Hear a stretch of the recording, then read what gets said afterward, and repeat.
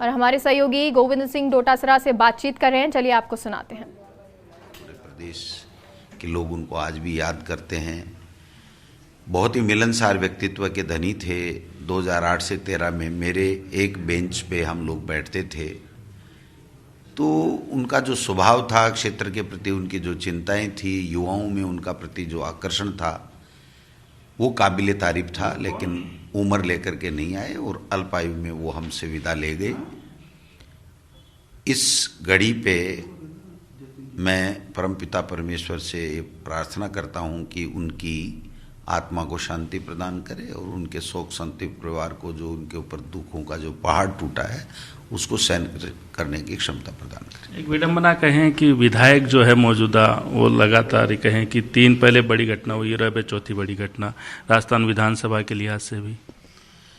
देखिए, जो हमें बताया जा रहा है कि इनके भी कोरोना हो गया था, साहड़ा वाले जो एमएलए साहब है उनके भी कोरोना हो गया। तो मैं समझता हूँ ये जो वैश्विक महामारी आई थी इसने हम सबको झंझोर दिया और हमारे 3 एमएलए किरण माहेश्वरी जी, आपके साहड़ा के कैलाश त्रिवेदी जी, और इनके लिए भी ये बात आ रही है। तो मैं समझता हूँ ये हमारे सबके लिए बहुत दुखद घटना है, लेकिन ईश्वर के करनी को कोई रोक नहीं सकता है। हम लोग उनकी जो अधूरे सपने हैं उनको कांग्रेस पार्टी के कार्यकर्ता और नेता मिलकर के आगे बढ़ाएंगे। इस दुखद घटना के बीच में चुनाव की चुनौती में भी आपको जाना है, चाहे निकाय चुनाव हो या फिर उपचुनाव हो। और दूसरी तरफ भारतीय जनता पार्टी ने भी, उनके प्रदेश अध्यक्ष ने दौरे शुरू कर दिए हैं। तो क्या माने इन उपचुनाव को लेके किस तरह की जो है, हालांकि आपने एक विधायक खोया है लेकिन इसके बावजूद जो जिम्मेदारी है वो भी पूरी करनी होगी आपको? देखिए, ये तो संवैधानिक व्यवस्था है कि उपचुनाव तो होने ही होने हैं और चारों जगह होने हैं। हमने 3 जगह हमारी तैयारी प्रारंभ कर दी थी। ये अचानक कल दुखद घटना हो गई 4थी जगह।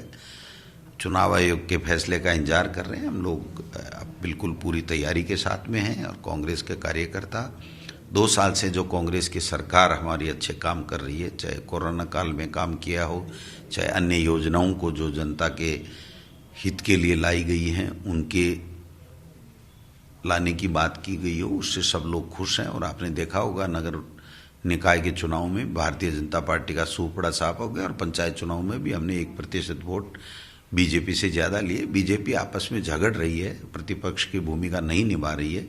उनको चाहिए कि सरकार की जो योजनाएं हैं उसमें कोई कमियां खामियां हैं तो वो हमको बताए और जनता क्या चाहती है ऐसे सुझाव वो दें। तो मैं समझता हूँ कि हम लोग प्रदेश का विकास कर पाएंगे। तो भारतीय जनता पार्टी केवल आपसी झगड़े में और एक दूसरे को कमज़ोर करने में अपना समय गंवा रही है। अब जो चुनाव होने हैं डोटासरा जी, उनके लिए किस तरह कांग्रेस रणनीति बनाने जा रही है?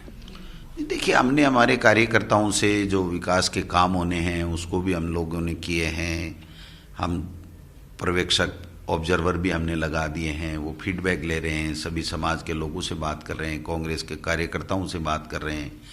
कोई कमी खामी रह गई तो उसको हम लोग ठीक कर रहे हैं, दुरुस्त कर रहे हैं। सरकार की जो 52% जो हमारा घोषणा पत्र की क्रियान्विति है उसके बारे में हम लोगों को बता रहे हैं। तो कांग्रेस की सरकार से और सरकार के 2 साल के कार्यकाल से लोग खुश हैं और मैं समझता हूं कि कांग्रेस ही राजस्थान में उपचुनाव में जीतेगी। बिल्कुल। तो पीसीसी गोविंद सिंह डोटासरा ने साफ कहा है कि कांग्रेस सरकार के कामकाज से जनता खुश है और आने वाले चुनाव में चाहे विधानसभा उपचुनाव हो या फिर निकाय चुनाव हो, कांग्रेस ही जीतेगी। कैमरामैन सुरेंद्र के साथ Naresh Sharma, first India news, Jaipur.